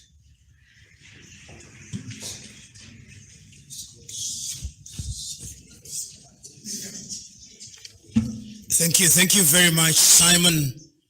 I'm very happy that you've teased out a number of very useful things. In fact, in point of fact, I don't think we agree on much, particularly when you introduce the subject of diversity. And there is something that perhaps you've not spoken to very directly, but you've mentioned, I think it is your kinsman Chinua Achebe, who, writing in 1983, The Trouble with Nigeria, said that the problem of Nigeria and by extension of Africa is simply and squarely a problem of leadership. And I can't agree with you more. I personally have said in a different setting that part of the African problem is that those who have power have no ideas, and those who have ideas have no power. And I can't agree with you more. One cannot even quarrel with the question of the diversity that you've talked about. In fact, if you go down in history in 1963, perhaps before I come to 1963, let me go back to the Berlin Project. The arbitrary creation of what we now call countries was essentially to design units that could not function. The post-colonial African state was not supposed to function. They were supposed to collapse. And that debate did preoccupy the founding leaders of Africa. And you will remember in 1963, there was the debate whether the inherited boundaries should be inviolable. The arguments were then put forth, I think, a lot more strongly at that time by Kwame Nkrumah, Julius Nyerere, and Haben Bela, and Gamal Abdel Nasser. So the doctrine of the inviolability of inherited boundaries took root. The argument they had then was that if you started redrawing boundaries, then there would be too much conflict in Africa.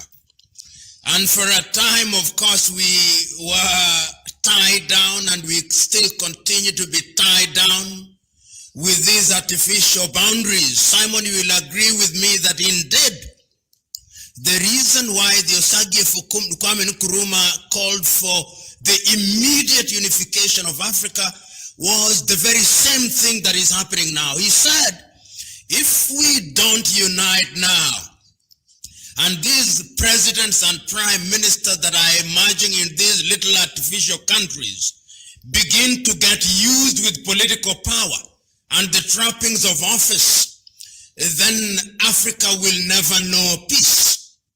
And I can't agree with you more. This is not a forum for going deep into history, but this is something I've said elsewhere.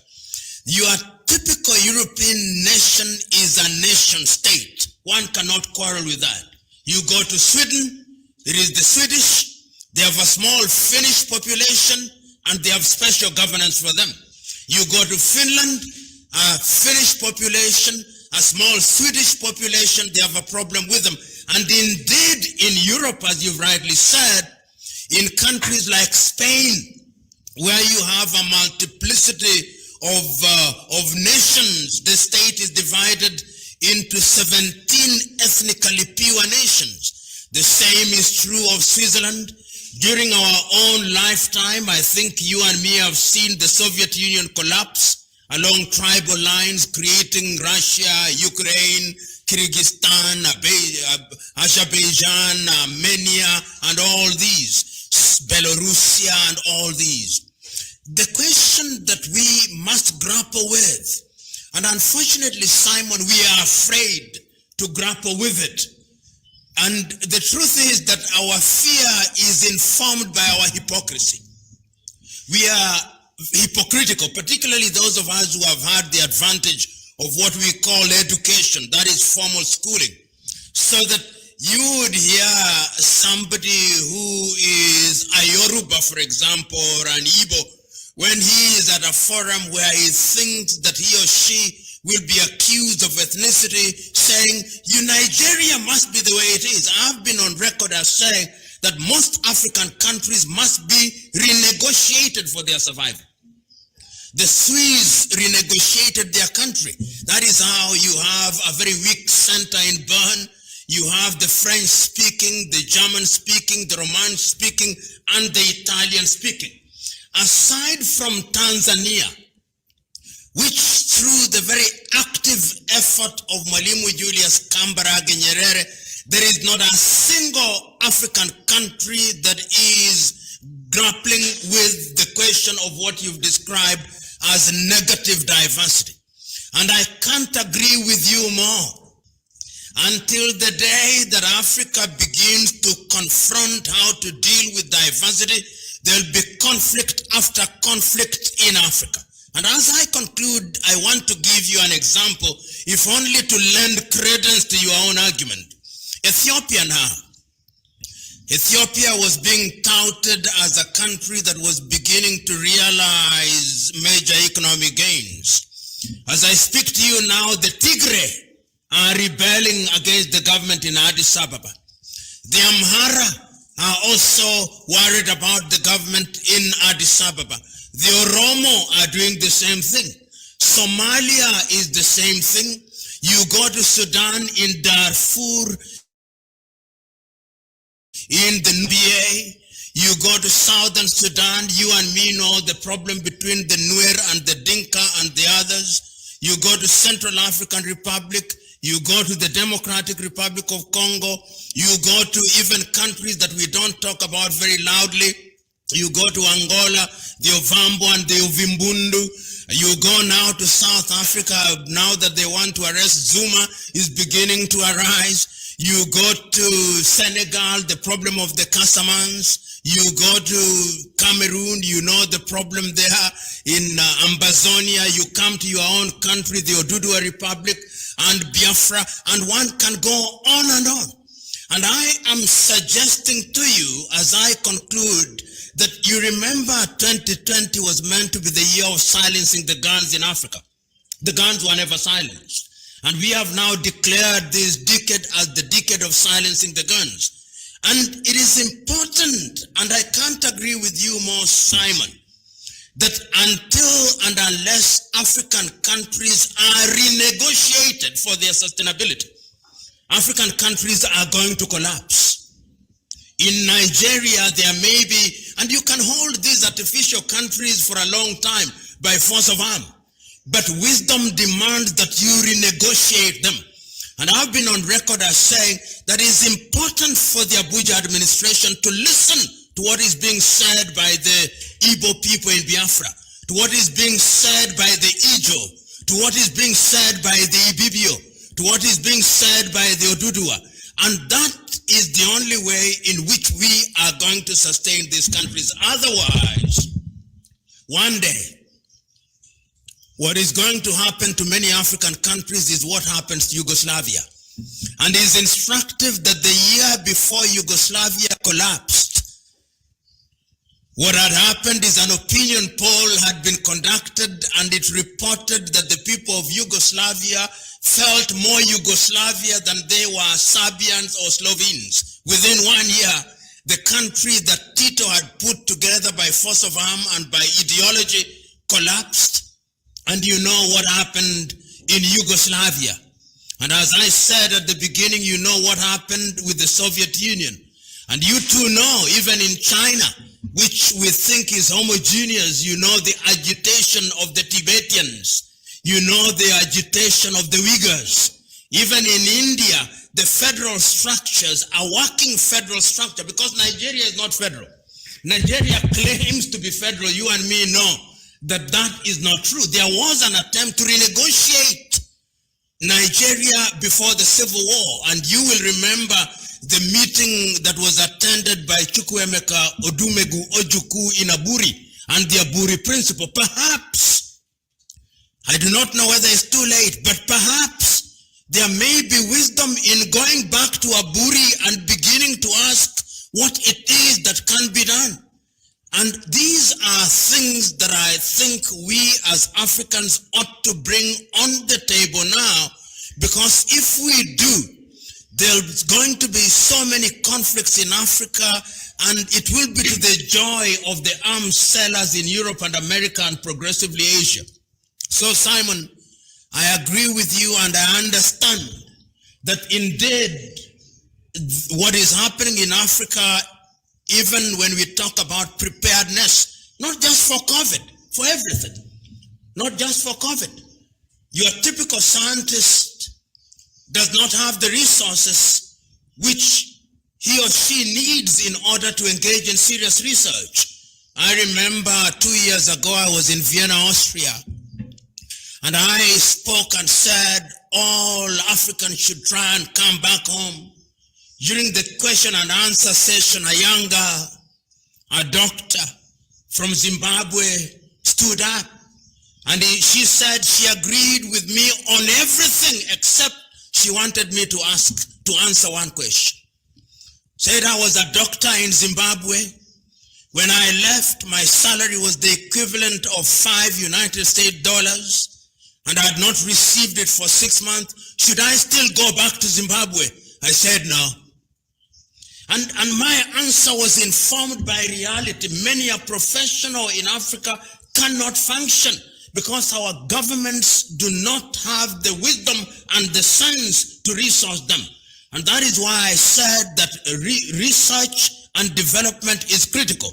Your typical African government will use money to buy arms. And in Africa during this COVID period, there is not a single country. Perhaps there is 2 exceptions in this regard, Rwanda and Tanzania, where funds set aside for COVID has not been stolen. Because the African government is a hunting ground, as you rightly said. Those who get into government see it as a job. They are job seekers whose only desire is to go into government and steal and to get pensions thereafter. It is in Africa where you find politicians seeking pensions, former presidents seeking pensions, and members of parliament seeking pensions, and councillors. So I hope, Simon, that this debate which you planted in our minds today will not stop here. How can we introduce diversity of a positive kind? Because it appears to me, if I hear you correctly, that sometimes in order to unite, you must disengage. And that if you are in a bad marriage, to remain there simply because divorcing gives you the mark of Cain upon your forehead, you suffer eternal pain. I would want to engage you elsewhere so that this argument of negative diversity is looked at very keenly as one of the ways in which we can save the continent of Africa and make her unite. Thank you very much.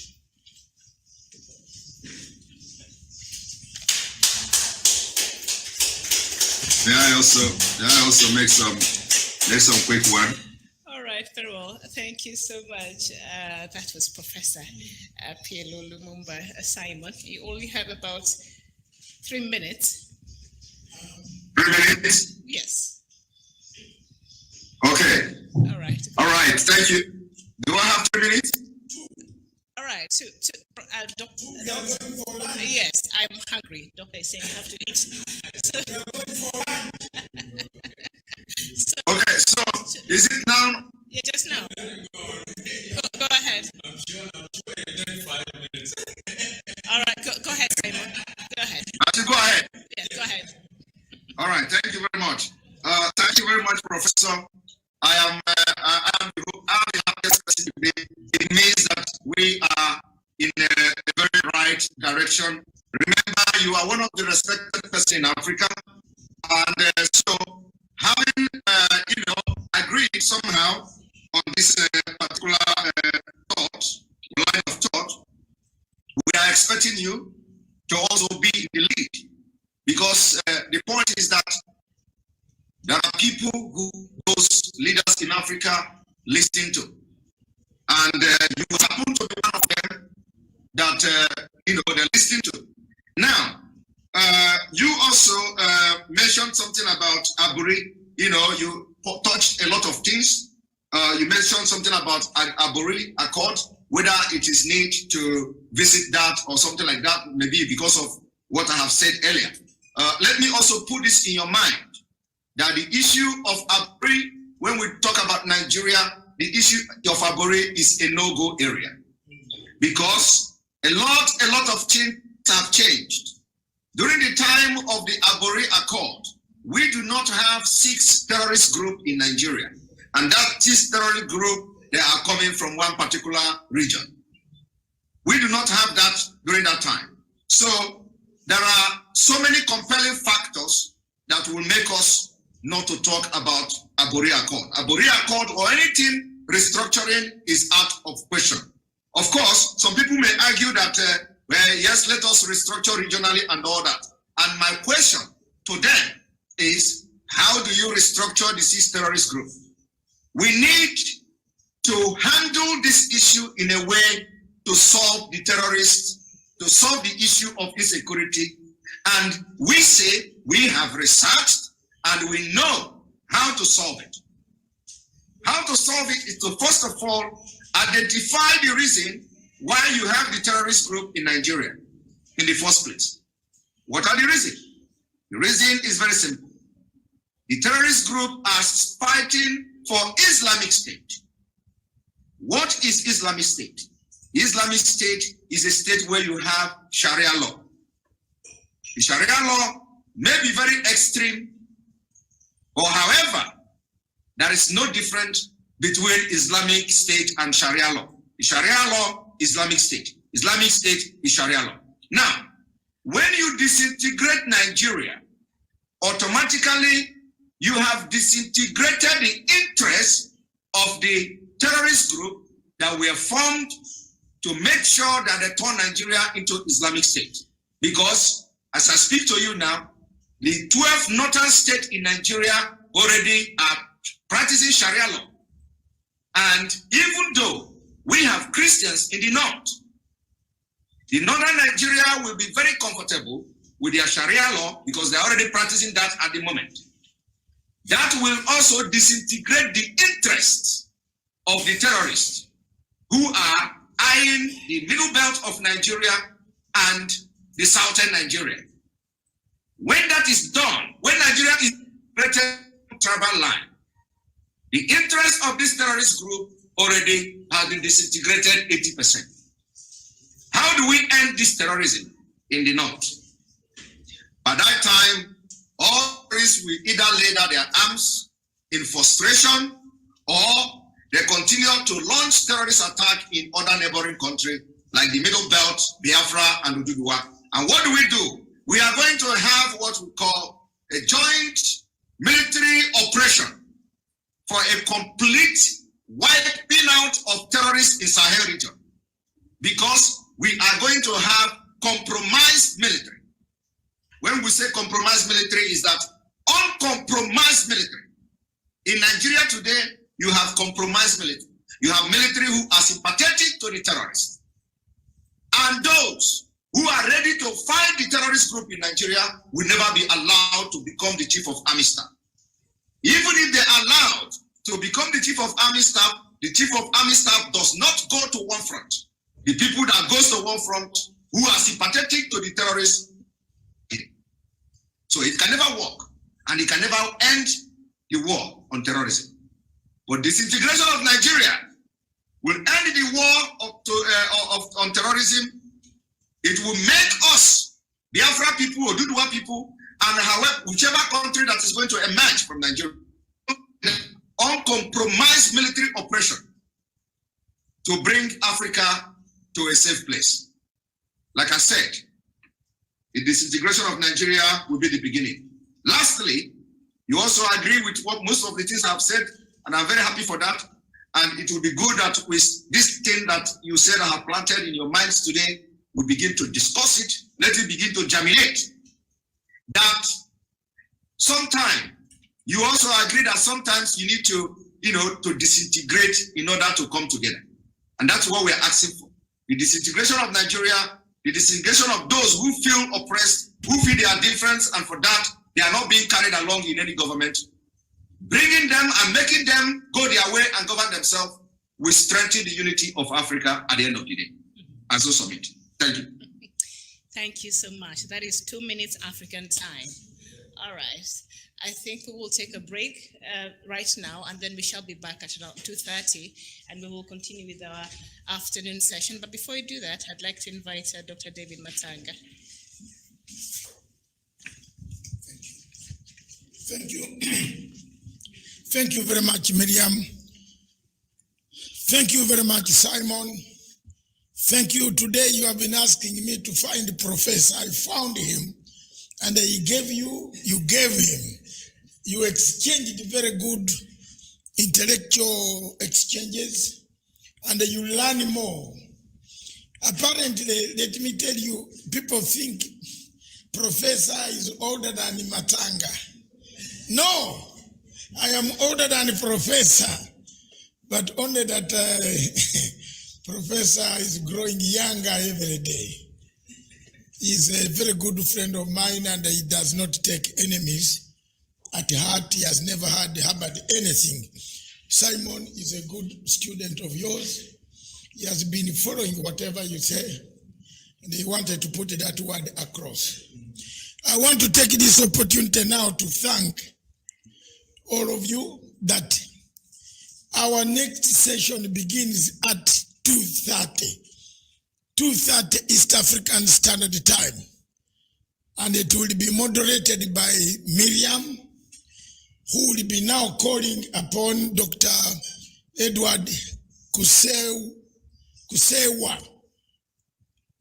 And then other people from Zimbabwe, there are several people, and other people from Biafra who want to speak, other people from Zambia. There is somebody who has called me from Zambia, where the funeral of President Kaunda is taking place. The funeral service, and His Excellency President Uhuru Muigai Kenyatta has flown in there. He's just arrived there. And President Emerson Mnangagwa, my friend, is also there. They have called people from there. They have said they are in Zambia at the moment. It is surprising that this news of Mr. Nnamdi Kanu has spread everywhere, especially Zimbabwe, which first recognized Biafra together with Mwalimu Julius Nyerere. They are very concerned, and the people are raising those questions at that forum. So, as we say, let's just now move out for our lunch. We come back at 2:30. Miriam takes over the session, and all of us will be here. Those reporting from the Indian Ocean coastline. Do we call it a coastline? Yes. can now move back to the eating place, otherwise you'll miss your lunch. Thank you very much. And stay tuned at 2:30 East African time, which is 12:30 Nigerian time or Central African time. Thank you. God bless.